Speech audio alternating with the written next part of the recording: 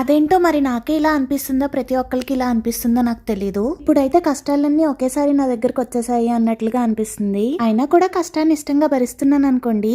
ఇక ఇప్పుడైతే కొన్ని క్రీమ్స్ కొనుక్కోవడానికి బయటకు బయలుదేరాం. ఇక్కడ బస్సుల్లో ఇలా ఛార్జింగ్ కేబుల్స్ పెట్టుకోవడానికి ఛార్జర్ సాకెట్స్ ఉంటాయి. ఇండర్ వ్యాగన్ పెట్టుకోవడానికి స్పేస్ తో పాటు ఓల్డ్ ఏజ్ వాళ్ళకి సీట్స్ కూడా ఉంటాయి. అండ్ సీట్స్ చాలా స్పేషియస్ గా ఉంటాయి. మనం దిగాలనుకునే స్టాప్ దగ్గర రెడ్ బటన్ నొక్కేస్తే ఆగిపోతుంది. ఈ రోజు ఎంత గురించి మాట్లాడుకోవాలంటే కుంకుడుగాలు కనపడ్డాయండి డిఎం అనే స్టోర్ లో. నేచురల్ సోప్ నట్స్ అని రాసిందనమాట ప్యాకెట్ పైన. ఇండియాలో ఉన్నప్పుడు దీని వాల్యూ తెలియలేదు కానీ ఇక్కడికి వచ్చిన తర్వాత దీన్ని చూస్తే చాలా ఆనందంగా అనిపించింది. ఇంకా ఆ ప్యాకెట్ వచ్చేసి దగ్గర 400 రూపాయలంట. లేని కుంకుడుగా ప్యాకెట్ కొనుక్కుని ఇంటికి వచ్చిన వెంటనే పార్సల్ వచ్చింది కిందకి రండి అన్నారు. వెళ్దాం అనుకునే లోపే భార్గవ్ గారు పరుగుని వెళ్ళి ఈ పార్సల్ ప్యాకెట్ తెచ్చి నాకు ఇచ్చారనమాట. ఏంటబ్బా ఇది ఎంత పెద్దగా ఉందని ఓపెన్ చేసి చూస్తే నా జిమ్ కి షూ అనమాట.